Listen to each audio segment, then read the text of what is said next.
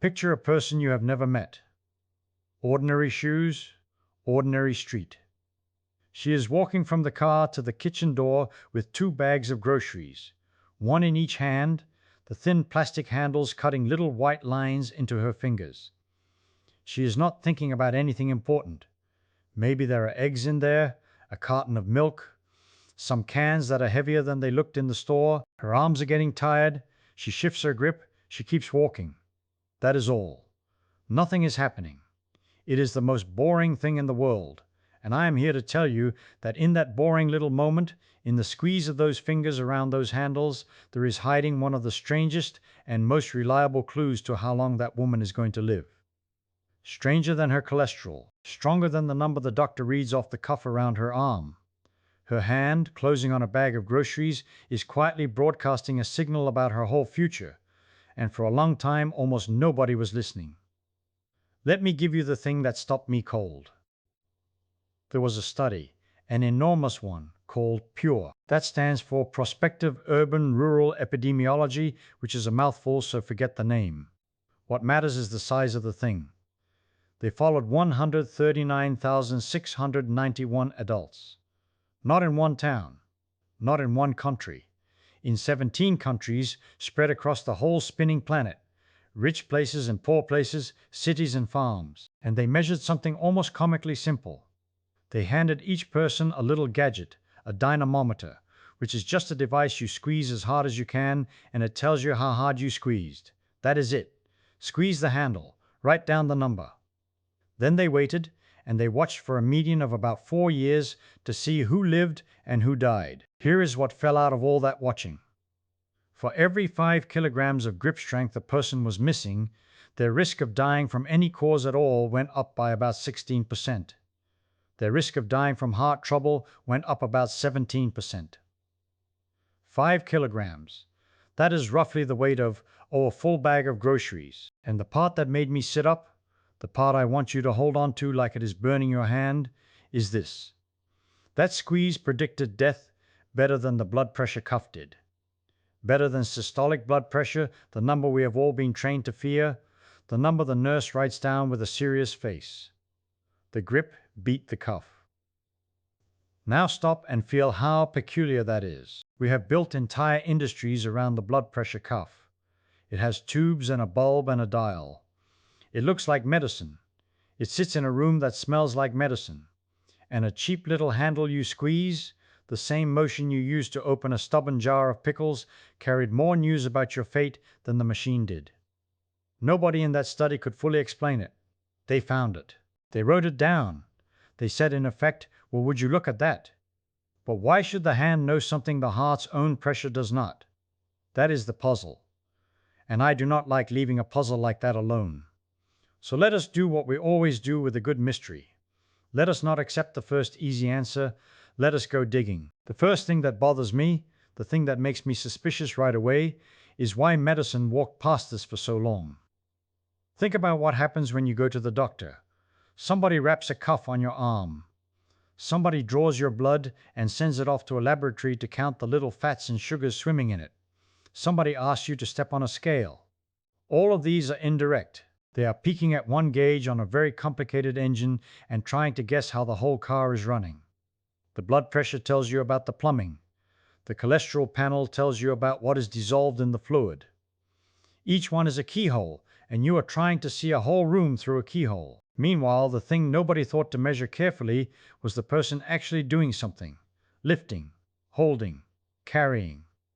We measure the parts at rest, and we forget to measure the machine while it works.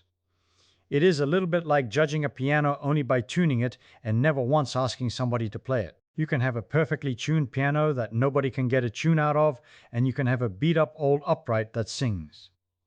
If you want to know whether the piano works, at some point somebody has to sit down and play. The grocery bag is you sitting down to play. It is a whole-body performance, and the performance turns out to carry information that all the tuning in the world does not. So the doctors were not stupid. I want to be fair here, because it is easy to be smug about it afterward. They were smart people doing careful work. They just had their eyes on the gauges that were easy to read and look scientific, and they missed the one that was sitting right there in everybody's kitchen. And when somebody finally did look, with 140,000 people, the answer came back loud. The squeeze matters. The squeeze matters a lot. All right. Let us go back to that number, because a good detective does not just admire a clue, he interrogates it. 16% more risk of death for every 5 kilograms of missing grip, 17% for the heart, and better than blood pressure. Now, whenever I hear a claim that clean, a little bell of doubt goes off in my head, and I think you should have that bell too. Because it could be a fluke. It could be that in this one particular herd of people, in these 17 countries, the numbers just happen to line up nicely. That happens. The world is noisy, and if you go looking through enough data, you will find pretty patterns that are pure accident, the way you can find a face in the clouds. So the honest question is, does it show up again when other people look in other places at other times? And it does. Some years after Pure, researchers did what is called a meta-analysis. That is a fancy word for a very simple, very sensible idea. Instead of trusting one study, you gather up all the good studies anybody has done on the question and you pool them together so the flukes tend to cancel out and the real signal, if there is one, gets louder. This particular pooling swept together 42 separate studies, 42 independent groups of scientists working apart from each other, none of them in on some grand conspiracy. And when you add up all the people in all those studies, you get 3,202,203 human beings. 3 million. That is not a village. That is a small nation of data. And what does the small nation say? It says the people with the weakest grip compared to the people with the strongest had a hazard ratio of about 1.41 for dying of any cause. Let me turn that from arithmetic into English, because I never want a number to just sit there being a number. It means the weakest gripping group was dying at a rate roughly 40% higher than the strongest group. And for death from heart and blood vessel disease, it was worse, up around 60% higher. And here is the thing I find beautiful, in the real sense, the sense that means it is telling the truth. When they looked at the fine grain, the same dose response popped out that Pure had seen. Per 5 kilograms of grip you lose, about 16% more risk of dying from anything, about 21% more from the heart. The same slope. Two completely different mountains of data and the same slope down the side. When nature gives you the same answer twice, from two directions, you are usually onto something that is actually there. So now I am starting to believe the effect is real. It keeps showing up. It will not go away. But believing a thing is real is not the same as understanding it, and I am a stickler about that difference. Understanding is the whole game. So let me now play devil's advocate against my own excitement, because that is exactly what you are supposed to do when a result looks too good. Let me voice the lazy explanation, the one that lets you stop thinking, and then let us see if it survives. The lazy explanation goes like this. Of course, weak people die sooner. Weak grip just means you are already sick. The cancer is already growing, the heart is already failing, and being sick makes you feel lousy and waste away, and a wasted away person has a limp handshake. So the grip is not telling you anything new. It is just the thermometer for illness you already have. The hand is weak because the person is already dying, not the other way around. Case closed, go home. And I have to admit, when you first say it out loud, that sounds pretty airtight. It has that satisfying click of common sense. If that were the whole story, then grip strength would be a kind of side effect, a symptom trailing along behind disease, interesting but not deep. It would be the smoke, not the fire. And a lot of clues and a lot of mysteries turn out to be exactly that, just smoke, and you feel like a fool for chasing them. But I have learned to distrust an explanation precisely when it feels that comfortable. That click of common sense is sometimes the sound of your own thinking shutting off. So before we let this tidy little story close the case, I want to test it. Because there is a second clue waiting, and it is a strange one. It is about a man whose hand was measured and then nothing happened for 25 years. So picture him, a healthy man in Honolulu, somewhere in the middle of the 1960s, 45, maybe 68 years old, and average about 54.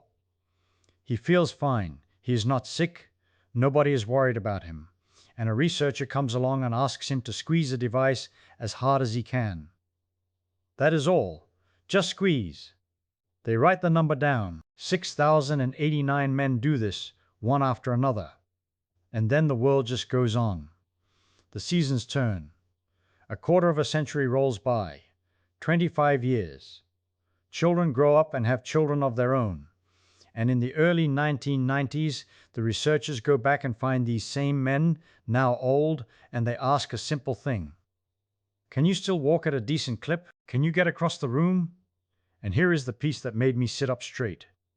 The men who had squeezed the weakest all those years ago, back when they were healthy and nothing was wrong, those men were nearly 3 times as likely to be shuffling along slowly now. Almost 3 to 1 against them. A hand measured before any disease had shown its face was already whispering what that body would be doing in the 1990s. And by the time the researchers came back around, more than 2,000 of the men had already died. Now stop and feel how that breaks the tidy little story we told a minute ago. The comfortable explanation was that the weak hand is just the shadow of a sickness already present, the smoke of a fire already burning. But you cannot burn today with a fire that has not started yet. These men were not sick when their hands were measured. The weakness came first. Decades first. The clue arrives before the crime, and when a clue shows up 25 years ahead of the event it predicts, you are no longer looking at a symptom trailing behind a disease.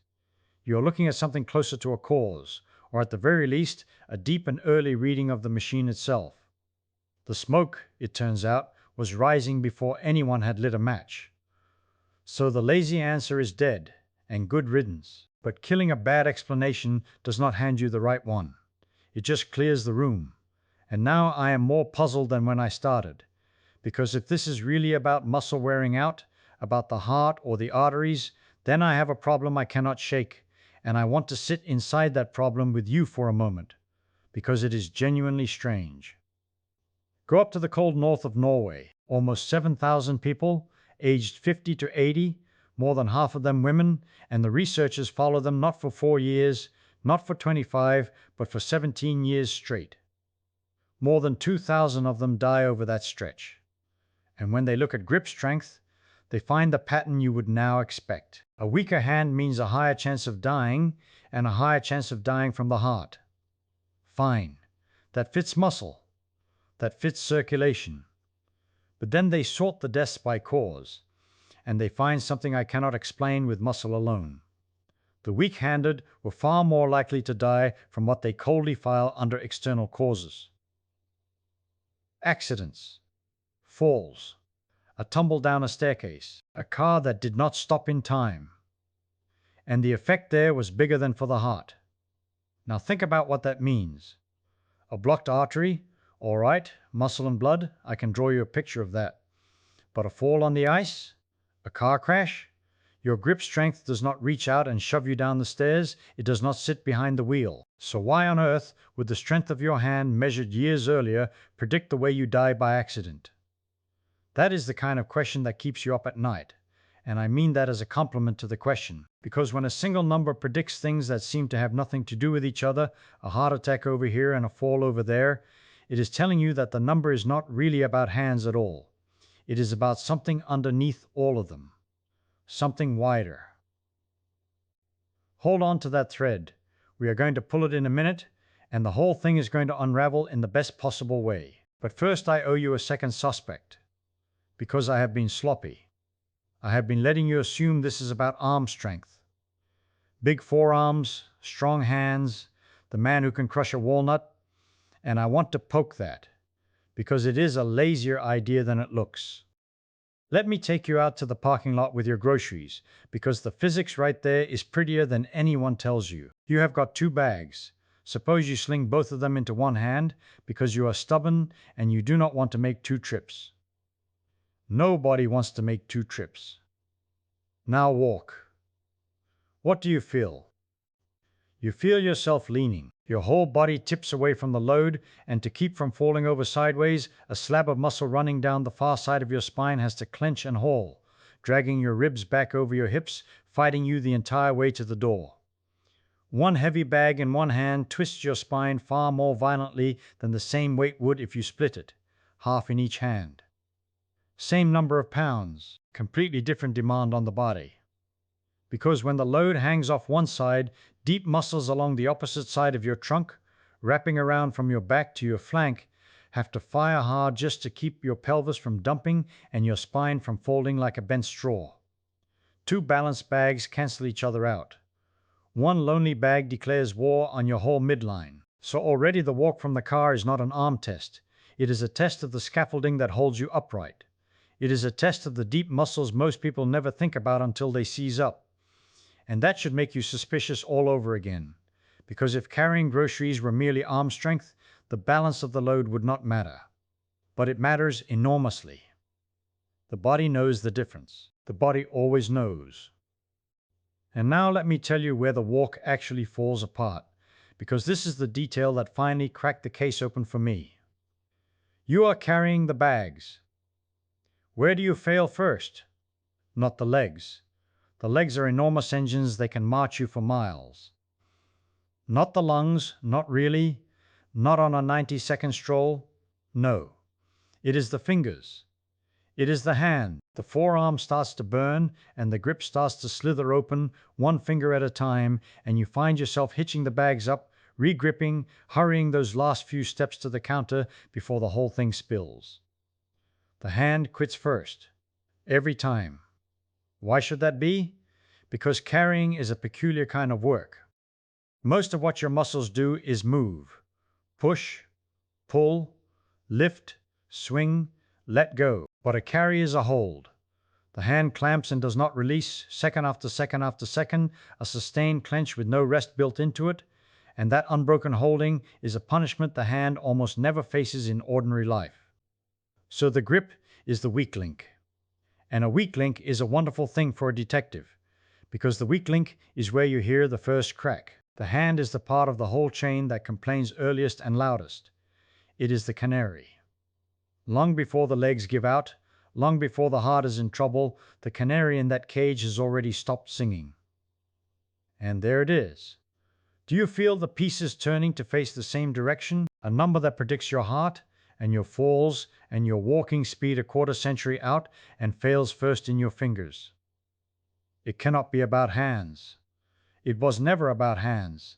The hand is just the dial on the front of the machine, the little gauge that happens to be easiest to read.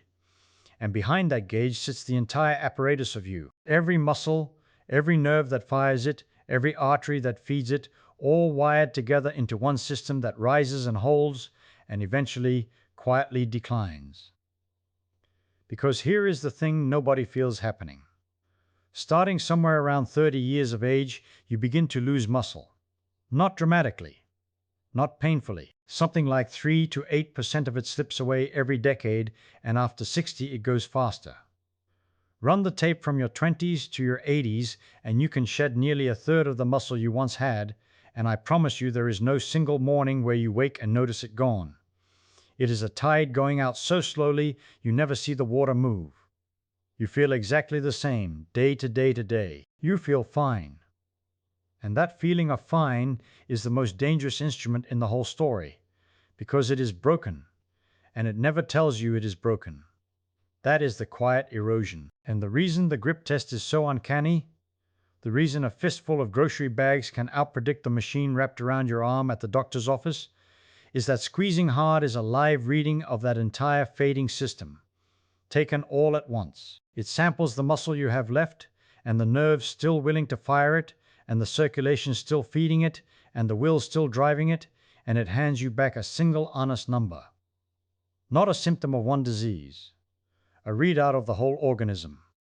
The tide gauge for a sea you cannot see going out. And once you understand that, the mystery is not really solved so much as it opens onto something far larger.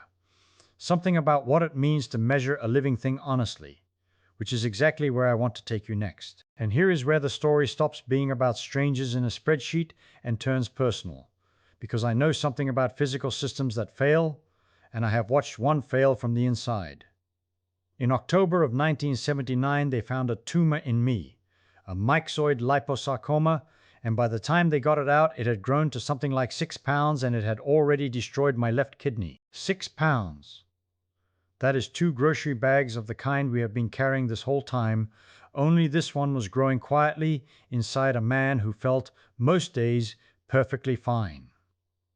There is that word again. Fine. And I want you to notice what I did with it, because I could not help myself. I studied it. I asked the doctors for the numbers. I wanted to know the growth rate, the cell type, the odds, the mechanism. Not because knowing would save me. Knowing does not always save you. I wanted it because a thing you cannot describe honestly is a thing you do not really own, even when the thing is your own body slipping out from under you. That is the habit of a lifetime, and it is the same habit the grip test is quietly begging you to learn. Because for most of my life I studied particles, little things that fail and decay and transform according to rules, and I never once thought the rules would take a holiday just because the system in question was me. A body is a physical system. It obeys. It loses muscle on a schedule. It loses nerve fibers on a schedule. It thins and it slows whether or not you have noticed, whether or not you approve. And a physical system does not usually fail all at once out of a clear sky. It fails measurably before it fails catastrophically. There are readings you could have taken. There is a needle drifting on a gauge long before the engine seizes. The whole trouble with people, and I include myself, is that we do not like to read the gauge. We prefer the feeling. And the feeling, as we have seen, is a liar with a very kind face. Now let me tell you why I keep coming back to this. Why a man who spent his days on quantum electrodynamics finds himself moved by a fistful of shopping bags. In 1974, I gave a talk to some graduating students, and I told them about something I called cargo cult science. There were people on islands in the Pacific who, after the war, wanted the cargo planes to come back. So they built runways out of the jungle, and they lit fires along the sides, and they built a little hut for a man to sit in with 2 pieces of wood on his head like headphones and bamboo sticking up like an antenna. Everything looked right. The form was perfect, and no planes landed, because they had copied the appearance of the thing without the substance of the thing. They had the shape of an airport and none of the physics of one. I say this now because most of what we do about our own health is cargo cult science. We collect the appearances, we say the words, we feel in a vague and comfortable way that we are basically healthy, and we mistake that feeling for evidence. But a feeling is not a measurement. A feeling has skipped the one step that makes knowledge real, which is the honest, self-critical test against something that cannot flatter you. The runway looks like a runway. The health looks like health. And nothing lands. The grip test is not cargo cult science. It is the opposite of it. It is small and unglamorous, and it does not care what you believe about yourself. You squeeze, and the number is the number, and the number does not attend to your opinion of it. That is precisely why it works. It has substance and not just form. There was a blackboard in my office at the end, and after I was gone, they left it as it was and kept it. Across the top of it, I had written 2 lines. One of them said, "What I cannot create, I do not understand." And the other said, "Know how to solve every problem that has been solved." I meant those about physics, but I find they do not stay put. What I cannot create, I do not understand. If you cannot rebuild a thing from the ground up, from the parts, from first principles, then you do not truly understand it. You have only memorized its face. And your own vitality is a thing like that. If the only evidence you have that you are well is that you feel well, you have not understood your own condition. You have described its surface. You have built the runway. To understand it, you have to be able to make it and unmake it and see what it is made of. You have to put a load in your hand and find out what your hand actually says back. So here at the very end is the humble little experiment, and I want to be honest with you about exactly what it is and what it is not. The trainers, the people who work with bodies for a living, will tell you that a grown adult past 55 ought to be able to pick up something like 15 to 25 pounds in each hand and walk with it for 60 to 90 seconds without the hands giving out, and without the spine bending sideways to cheat the load. Now I have to be square with you. That particular figure is not carved out of the great cohort studies. It has not been through the long, cold, skeptical machinery that the mortality numbers went through. It is a rule of thumb, a working heuristic, and I will not dress it up as more than that, because dressing things up as more than they are is the very sin we have been circling this whole time. But the idea underneath it is as solid as anything in this talk. Put a real load in your two hands. Walk. And pay attention not to whether you feel strong, but to what actually happens. Where does it fail first? Do the fingers start to open before the legs complain? Does one hip drop? Does the spine lean to fight a bag that is heavier than his brother? That is not vanity. That is you finally reading your own gauge.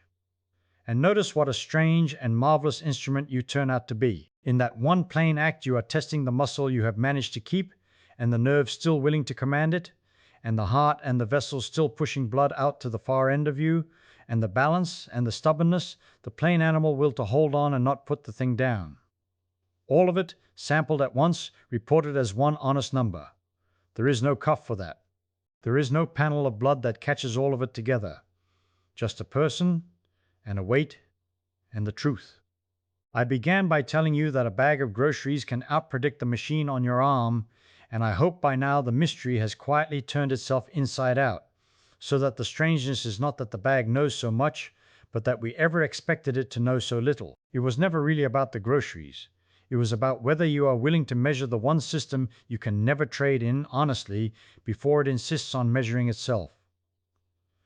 The tide goes out slowly, and it goes out silently, and it does not send word ahead. But the sea leaves marks on the pilings, if you are the sort of person who will walk down and look. So walk down and look. The bags are heavier than they were, and they will keep telling you the truth long after your feeling of fine has stopped.